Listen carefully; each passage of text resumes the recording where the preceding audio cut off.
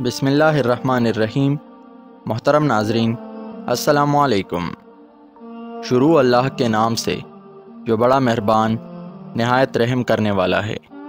وہ عظیم و شان بادشاہ جس نے پورے روح زمین پر حکومت کی، جس کے حکومت کے سامنے سکندر اعظم، چنگیز خان اور شارلمین کی حکومت چھوٹی دکھائی دیتی ہے۔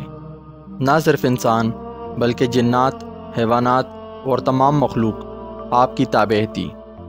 اس ویڈیو میں ہم اللہ تعالیٰ کے اس عظیم پیغمبر اور بادشاہ کی پراسرار وفات کا مکمل واقعہ بیانیں گے، جسے تاریخ سلیمان ابن داؤد کے نام سے جانتی ہے۔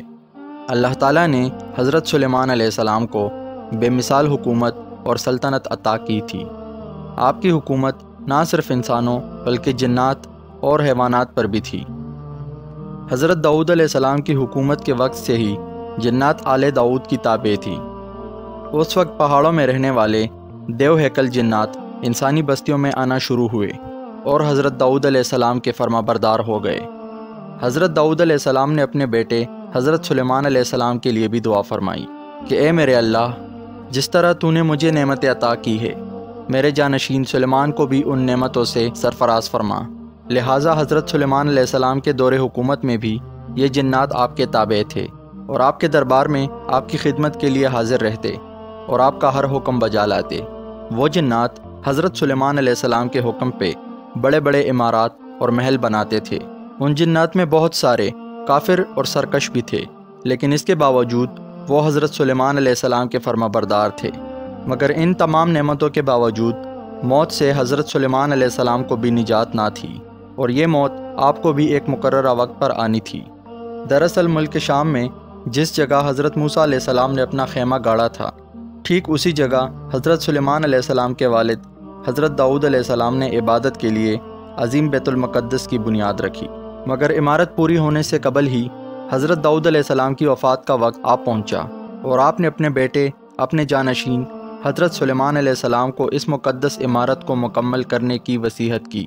چونکہ دیو اور سرکش جنات حضرت سلیمان علیہ السلام کی تابع تھے، لہٰذا آپ نے انہیں اس مسجد کی تعمیر کے کاموں پر مقرر فرمایا۔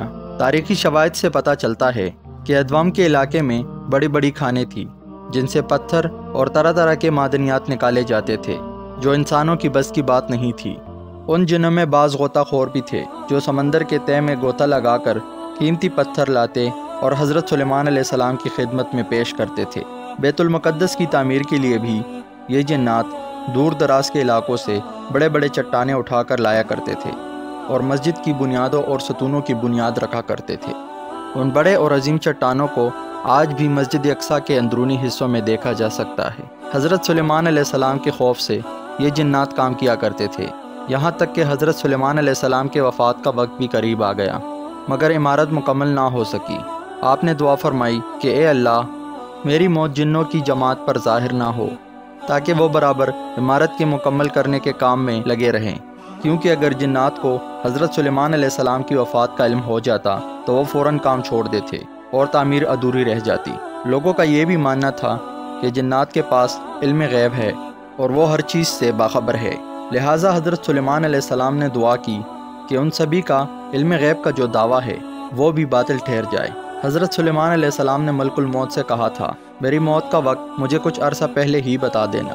لہٰذا ملک الموت ایک دن آپ کے پاس تشریف لائے اور اللہ کا حکم سنا دیا کہ عنقریب آپ کی موت ہونے والی ہے۔ ایک روایت کے مطابق ایک دفعہ اللہ کے نبی حضرت سلیمان علیہ السلام نماز پڑھ رہے تھے تو سامنے ایک درخت اگایا۔ حضرت سلیمان علیہ السلام نے اس سے پوچھا کہ تیرا نام کیا ہے؟ اس درخت نے کہا خروب۔ آپ نے پوچھا تو کس چیز کے لیے ہے، دوا کے لیے یا نسل بڑھانے کے لیے؟ اس درخت نے کہا گھر کی خرابی اور ویرانی کے لیے۔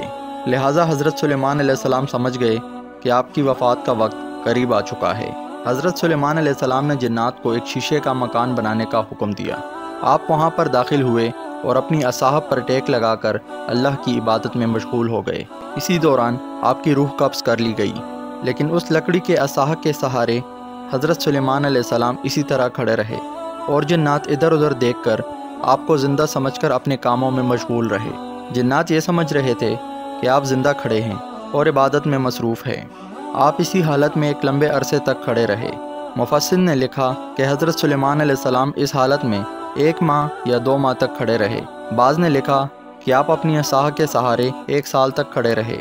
اس سے جناتوں کو کوئی حیرت بھی نہ ہوئی، کیونکہ وہ کئی بار دیکھ چکے تھے کہ حضرت سلیمان علیہ السلام 1 مہینے بلکہ کبھی کبھی 2 ماہ تک برابر عبادت میں کھڑے رہا کرتے تھے۔ چونکہ انبیاء کرام کے جسم مبارک زمین کی مٹی نہیں کھا سکتی، نہ ہی عام انسان کی طرح خراب ہوتی ہے، جیسا کہ حضرت محمد صلی اللہ علیہ وآلہ وسلم نے فرمایا، بے شک اللہ نے زمین پر حرام کر دیا ہے کہ وہ انبیاء کے جسموں کو کھائے، لہٰذا حضرت سلیمان علیہ السلام اسی حالت میں وہاں کھڑے رہے۔ یہاں تک کہ حضرت سلیمان علیہ السلام جس عصا کے سہارے کھڑے تھے، لکڑی کے اس عصا کو دیمک نے کھانا شروع کر دیا۔ عصا آخر کمزور ہو کر ٹوٹ گئی اور آپ کا جسم مبارک زمین پر آ گیا۔ اس وقت جنوں کی جماعت اور تمام انسانوں کو یہ علم ہوا کہ آپ کی وفات ہو چکی ہے۔ حضرت سلیمان علیہ السلام کی وفات کے عجیب واقعے نے اس چیز کی بھی حقیقت کھول دی کہ خود جنات کو بھی پتہ چل گیا اور سب انسانوں کو بھی کہ جنات عالم الغیب نہیں رکھتے، کیونکہ اگر ان کو غیب کا علم ہوتا تو حضرت سلیمان علیہ السلام کی موت سے 1 سال پہلے ہی باخبر ہو جاتے۔ محترم ناظرین، اگر آپ کو ہماری آج کی ویڈیو اچھی لگی ہو تو ویڈیو کو لائک اور مزید اسی طرح ویڈیوز دیکھنے کے لیے ہمارا چینل سبسکرائب کریں۔ ملتے ہیں اگلی ویڈیو میں، تب تک کے لیے اجازت دیجیے۔ اللہ حافظ۔